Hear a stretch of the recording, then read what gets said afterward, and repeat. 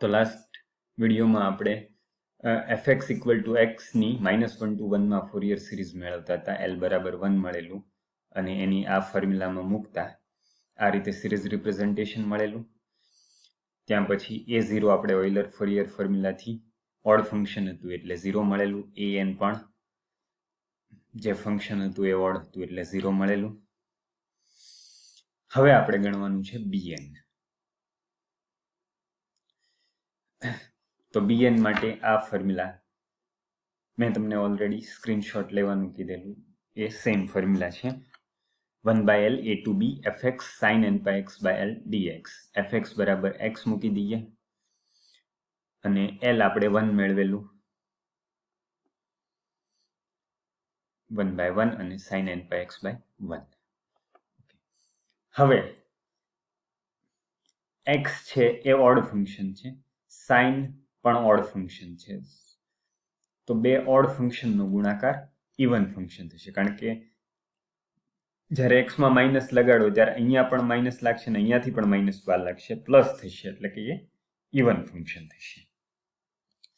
તો આના માટે 0 તમે નહીં લખી શકો કારણ કે આ ઇવન ફંક્શન છે. તો આની કાં 2 times 0 to 1 કરીને ઇન્ટિગ્રેશન કરવું પડશે, કાં એમનેમ ઇન્ટિગ્રેશન કરવું પડશે. તો આપણે એમનેમ ઇન્ટિગ્રેશન કરીએ અને જે રૂલ યુઝ કરવાનો છે આપણે એ general rule for integration by પાર્ટ્સનો યુઝ કરશું. એટલે કે x ને u કહી દેશું અને sin n pi x ને v કહી દેશું. ઓકે, તો જનરલ રૂલમાં પહેલું સ્ટેપ છે u v1. તો આ u છે અને v1 મતલબ આનું integration, sin n pi x નું integration minus cos n pi x divided by n pi minus.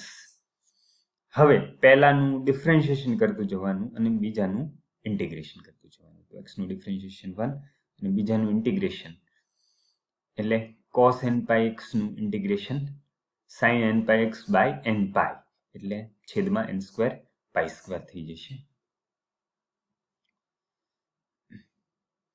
Okay, હવે બંને લિમિટ મૂકી દઈએ. તો અપર લિમિટ જ્યારે 1 મૂકીએ ત્યારે અહીંયા 1 cos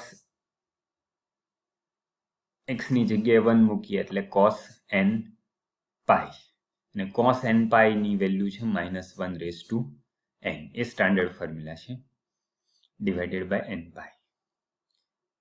હવે જ્યારે અહીંયા 1 મૂકીએ ત્યારે બને sin n pi અને sin 0 sin pi sin n pi દરેક વસ્તુ 0 છે.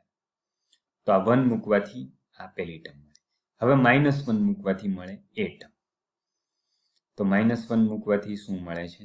તો અહીંયા x ની જગ્યાએ -1 cos -n pi. cos -n pi it is -1 raised to n.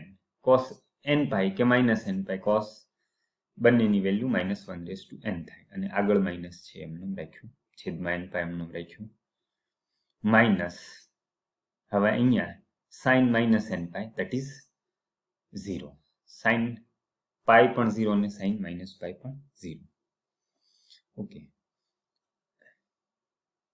હવે આને થોડું સિમ્પ્લિફાઈ કરીએ. આ બંને ટર્મ્સ 0 છે, આ માઇનસ માઇનસ પ્લસ થશે. ઓકે, તો -1 raised to n -1 raised to n, so 2 times -1 raised to n અને આ માઇનસ બંને જગ્યા છે ગુણાકાર એટલે -1 raised to n plus 1 divided by n pi. So આ વેલ્યુ મળી bn ની. હવે નેક્સ્ટ a0 an અને bn મળ્યા. a0 0 an 0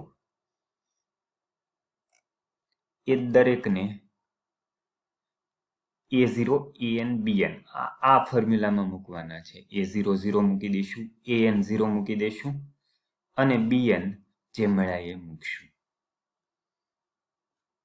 તો જોયું એમ a0 અને an 0 મૂકશું અને bn ની જગ્યાએ આ મૂકશું. ઓકે, તો આ ફોર્મ્યુલા લઈ લઈએ જે આગળની સિરીઝ રિપ્રેઝન્ટેશન એમાં a0 ની વેલ્યુ 0 મૂકી દો, an ની વેલ્યુ 0 મૂકી દો અને bn ની વેલ્યુ એ આ મળેલી, bn ની વેલ્યુ આ મળેલી. તો bn ની જગ્યાએ એ મૂકી દીધું 2 - 1 raised to n + 1 by n pi અને sin n pi x. આ 0 એટલે સમેશન ખાલી અહીંયા લાગુ પડશે. ઓકે, આ તો સિમ્પ્લિફિકેશન છે, 2 ને 12 લીધું ને એવું. અને પછી ટર્મ લખવી હોય તો લખી શકો, n બરાબર 1 મૂકો એટલે sin pi x ના છેદમાં pi. n બરાબર 2 મૂકો તો sin 2 pi x ના છેદમાં 2 pi. પણ n બરાબર 2 મૂકો ત્યારે -1 raised to 3 થાય એટલે અહીંયા માઇનસ આવે, એટલે આ માઇનસ પ્લસ એ રીતે સિરીઝ રિપ્રેઝન્ટેશન લખી શકો. બટ આટલું અહીંયા આટલું લખો તો એ પણ પૂરતું છે. ઓકે.